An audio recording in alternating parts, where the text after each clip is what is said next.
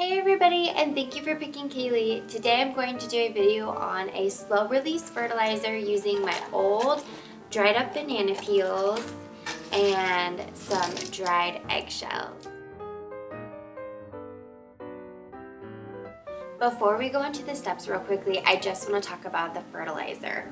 So the reason why I am using dried banana peels today is because they have a rich amount of potassium, about 40% potassium, 3 to 25% phosphorus, and then it has some micronutrients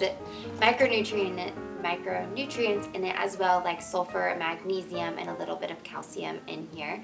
These are vital components that you need in your soil for a happy plant. Next is the eggshells, which is primarily composed of calcium carbonate, and this is going to be another macronutrient that you need for your soil, for the root structures to have a healthy plant. So why these are good and why I want them for my peppers that I have sprouted or your tomato plants is because it hopefully will inhibit the disease called blossom end rot. Blossom end rot is a disease just like the name. It is rot on the blossom end of your fruit, your tomato or pepper plants. It first starts like this little watermark at the bottom end of your plants, and then it'll rapidly grow and darken into this large dark spot. Eventually it'll dry out and look like this lesion that's on your fruit. One of the nice things about this disease though is that it is localized within that one fruit, either localized in your tomato or localized in your pepper. It's not going to jump from pepper to pepper to pepper. So that's one nice thing. It could just be in one, and hopefully you can harvest the rest if you do end up getting blossom end rot. What this fertilizer is good for is that, not good for it. No, let me back up. So your soil could have a bunch of calcium in it. Say you sprinkle eggshells in your soil. Yes, your soil is rich in calcium then, but it's not bioavailable to the root structures yet. Your root is not going to go hit that eggshell and be able to optimize those nutrients because it hasn't fully broken down and released the calcium carbonate or the potassium, the sulfur, the things that you need. They need to be bioavailable for the root structures to pick them up. So that is the reason that we are going to basically increase the surface area of the banana peel and the eggshells by pulverizing them and creating a dust.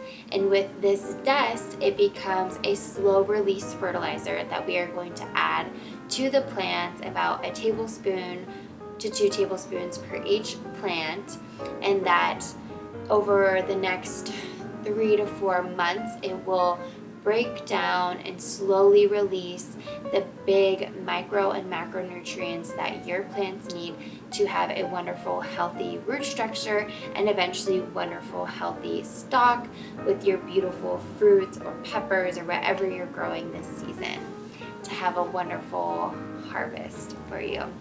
So, get excited, dry out some bananas. Let's go on to the steps. The first step is to dry out your banana peels. So these are about, I would say 3 days old, and these are 5 days old. So some of them have dried out more than the others. These two are not good enough to make into a fertilizer yet. This one's almost there. And these guys are all dried out to where I can crunch them down. And here are my eggshells. I just add them in here and kind of scrunch them up every so often so that we can make a nice fertilizer out of them. Okay, so next, step 2 is going to be breaking up our banana peel. So this one, I can already tell it's really bendy. Should have not come in here with me. This needs to dry out a little bit more. This guy I can break apart easily, and I'm gonna put into my Ninja. dandy Ninja. So that guy just like broke apart super easily. You may want gloves for this. I just only wear gloves for my compost. I like to get my hands dirty and yeah. So you want to break these up, put them in here. That's good. Perfect. Here we go. Here's all these guys. I'm just gonna add a couple of my eggshells.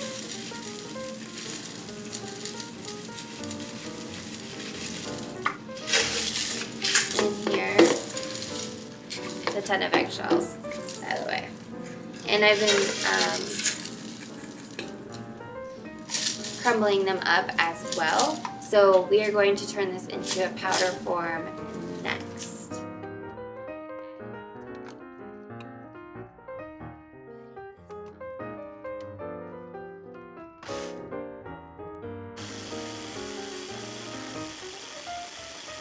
Don't think I'm gonna get any better than this, so I'm gonna do that. It just keeps evaporating out, and now I have my nice fertilizer that I'm going to use. I'm going to just pour it in here. Okay, so it's all in here. This is technically would be the finished product, except for the fact that I had way more eggshells than I did banana peels. It should be a 50-50 ratio. This is about an 80-20 ratio high in eggshells.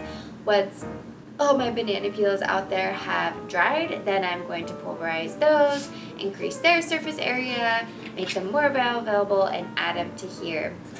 And from there, I am going to transplant. Okay, so I did my pepper plants. They have already started sprouting, so once they get their secondary leaves and I transplant them, I'm going to add a tablespoon of this mixture to their soil. I'm also going to use my compost out there and my organic potting soil mix, so we're going to have those three all together, making this trifecta, super nutrient dense soil that my plants are gonna hopefully thrive in and not get blossom end rot. But you know what, if they do, they do. I mean, I can try my best, I can do all these things, but hey, sometimes things just happen. Having enough calcium in the soil is good, but it also could get a drought, and I'm sometimes not here on the weekends. So if I go between watering for 3 to 4 days in this super 90-degree LA weather in the valley, and, you know, I might get a drought and then it'll shock the roots and I might end up with blossom end rot. I mean, there's all these things that can happen, but what's the best you can do is try to prepare for it and inhibit those factors, but who knows? They might end up happening anyways. Don't shoot yourself in the foot for it if it happens. You just grow from, or learn from every grow season. That's my best advice. Yeah, and always prepare to get dirty, because you see my jeans. Oh my gosh, I'm supposed to be leaving right after this to meet my friends. I guess I'm going to have to clean up a little bit more. Thank you for picking Kale-E. Watch another video, subscribe and like if you like the video. Have a wonderful weekend. Have a wonderful week if you're watching this in the middle of the week. And yeah, just have a wonderful day, guys. Okay, goodbye.